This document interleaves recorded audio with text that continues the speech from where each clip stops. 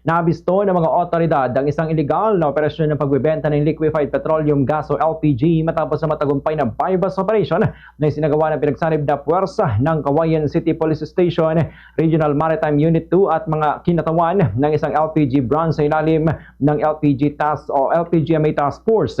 Isinagawang operasyon dakong alas 2:45 kahapon sa Purok 4, Barangay Bacolod, Cauayan City, partikular sa isang tindahan sa nasabing lugar. Sa operasyon na aresto ang isang individual na si alias Lita, 27-year-old, isang helper at residente ng Barangay Bacolod, at matapos na mahuling nagbebenta ng isang orange na LPG tank at isang gas tank na kapalit ng 2 piraso ng tig 1,000 pisong papel na ginamit bilang buy-bust money.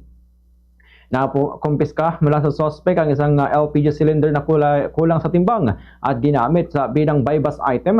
Isang berdeng gas cylinder na may tamang timbang naman, 14 na berdeng gas cylinder na kulang sa timbang na na-recover sa Plainview, 9 na bakanteng LPG cylinder, 2 bakanteng gas cylinder at ang buy-bust money. Kasalukuyan ng nasa kustodiya ng Cauayan City Police Station ang suspect habang inihanda ang kaukulang dokumento para sa pagsasampa ng kaso. Nakipag-ugnayan na rin ng pulisya sa Department of Trade and Industry o DTI upang beripikahin ang business permit ng suspect at sa iba pang kaukulang ahensya para sa mas malalim na investigasyon kaugnay na illegal na operasyon.